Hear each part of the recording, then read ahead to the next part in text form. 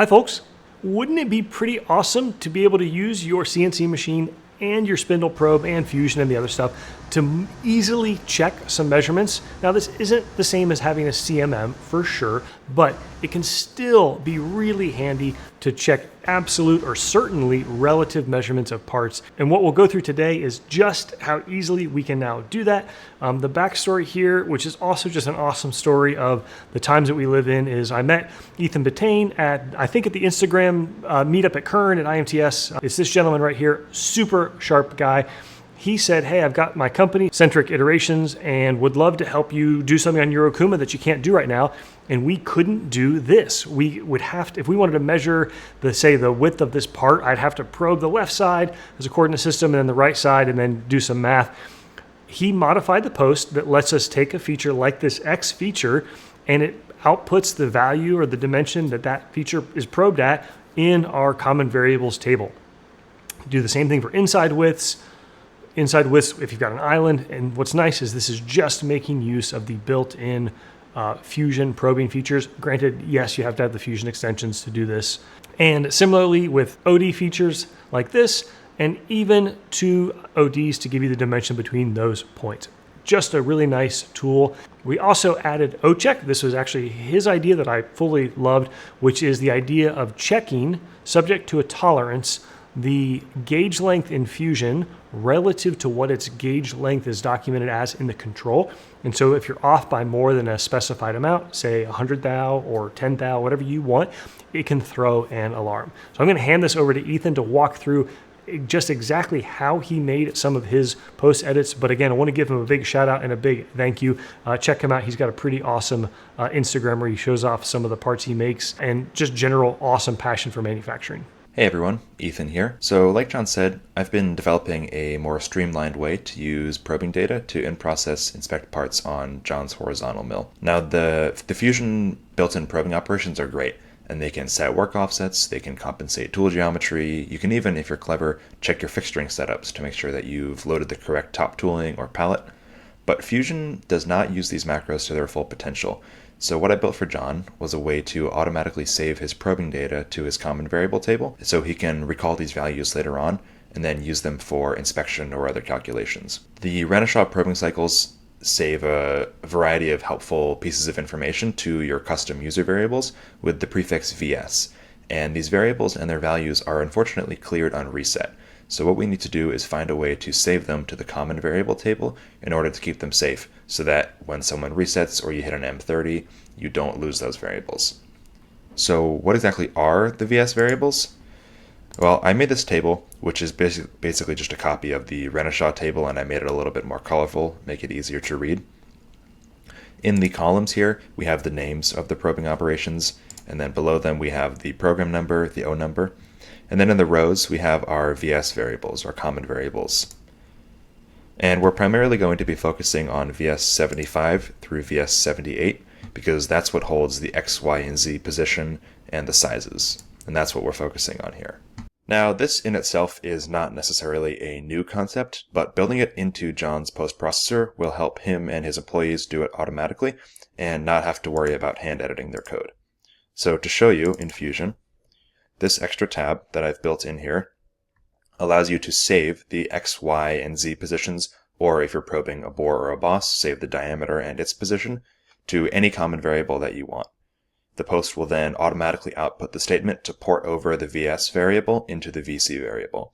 And then you can cross-reference that VC variable against a list of values in a table, or you could simply walk up to the machine and just check your common variable list, and you can get a ballpark idea of where your parts are falling and if it's maybe time to swap some tooling. Now to add this in your post processor, all you need to do is add an operation-specific property. So this is your standard property list. All posts have roughly the same properties. I've added a custom one called Save X Position, and you can see all of my additional ones below. The only thing different is your scope is operation instead of post up here, and I've added this to only be present during probing operations, and you can change that as well. And like I just showed you, that enables in your post this last tab, which for us has enabled us to save the VC words to the VC variables. Now, something that you want to be aware of is that VC table or your VC variables are often used to store some very important information. Probe calibration data, laser or touch setter calibration data, and sometimes even machine kinematic calibration values are saved in the VC table. So you just want to be aware that you're not overwriting any critical information. So what does this look like in your posted code? Well, let's post this out and we'll take a look. So in our operation, which is just called setup1.min, we have all of our standard header information here, and we have our first probing operation, which happens to be an X plus probing operation. And you can see we turn our probe on, save positions, we probe in X with our 9811 cycle, and then directly after that, we save VS75 to VC20. And I will show you where these numbers come from. VS75 in our 9811 cycle saves the X position. You just cross-reference the two values here. And in Fusion, our X plus cycle is saving the X position to VC20. Something to note here is if you put values in VC variables that don't make sense for your current probing operation, the post will just ignore them. So, for example, this is an X probing operation, and if I put any variables into the Y or the Z table here, or the Z fields, it would just do nothing. It would ignore that. So here we have another cutting operation. Back to probing. An X we are calling VS75 again. Now we have Y, so it's going to be VS76. We're saving it to VC22. We have Z, that'll be VS77. Facing operation. X outside width. Now we are saving the X size and X position of that probing operation. X inside width. Now we're doing Y, that'll be VS78 and VS76. We're doing an OD, so now we can save three things. We can save the diameter and the X and Y position. Same with an ID. Same with two ODs. We have a boring operation, and then our end of program. And this leads us into the second thing that I added in John's post processor, which is OGLV, gauge length verification. Now the way this works is the post processor calculates the overall gauge length of your tool. And here in our tool library, clear my filters, we've got a probe here. Got a 3/8 inch end mill and an ER32. And the gauge length here that Fusion has calculated, the post processor will then compare that to the gauge length of the tool that is currently in your machine tools spindle. And if that value deviates from the machine tools value by a certain amount, the program will send the execution line to a small subprogram at the end of your program, the end of your main program, where the machine will throw a custom alarm based on the measured tool error. And what that looks like in your posted code, if we scroll way up to the top here, it does not post on probing operations, obviously, but on cutting tool operations where you're changing those tools and holders frequently. We have our tool change, and this looks a little funny in John's post because he is just calling the preloaded tool. So you call the first tool, preload, and then later on you just write the M6, and that calls the preloaded tool.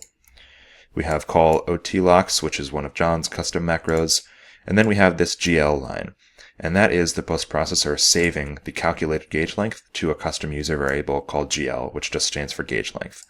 And then we call our OGLV subprogram, which is all the way at the end of the program. And we did this because if you have multiple machines, sometimes it doesn't make sense to store the same macro on multiple machines, because if you need to update that macro, you need to make sure that you're making identical changes on each machine. Whereas if you just store that in the end of the program after your M2, you know that if you change your post processor, you're going to be changing that subprogram on every machine identically. So we call OGLV, and then we have two if statements here. VTOFH is the length offset. VTLCN references the current tool that's in the spindle. So what this says is length offset of current tool in the spindle. If it's greater than our custom GL variable plus 100 thou, it's going to send the program execution line to N error, which is right here. Similarly, if length offset of current tool is less than gauge length less 100 thou, go to that same line. If neither of those statements are true, we're going to go to N end, which returns us to the start. That returns us to the subprogram call, and then the program execution continues. If we hit this N error line, the controller will throw a custom alarm, and it will tell us that our gauge length is out of tolerance. Now, I see this process being used in sort of two scenarios. The first one being prototype environments. It would be a huge bummer if you spent dozens or maybe even more than dozens of hours programming a one-off part and you scrapped your only piece of material because you didn't stick your tool out far enough from the holder or you used the wrong holder. You model your holder in Fusion here, and if you happen to use a shorter gauge length ER32 holder, you planned for this one and then you used this one, that could cause issues. And so that would just be a big bummer. In production environments, on the other hand, where large tool packages are sometimes being swapped in and out of machines, you've got a machine with 100, 200, 300 tools in there, and you want to swap to a new job or set of jobs, you swap all those tools out. But if you don't load the correct tool in the right pocket, this will catch it because it sees the length offset of the current tool in the spindle, and it compares that to that from your CAM system, which is, again, stored in this GL variable. An alternative that I have seen to this in several shops is to have a master file on your controller with all of the rough gauge lengths of each tool rounded up to the nearest 100th thou or 200th thou or however you want to do it. And then each tool is checked against that file as the tool is called.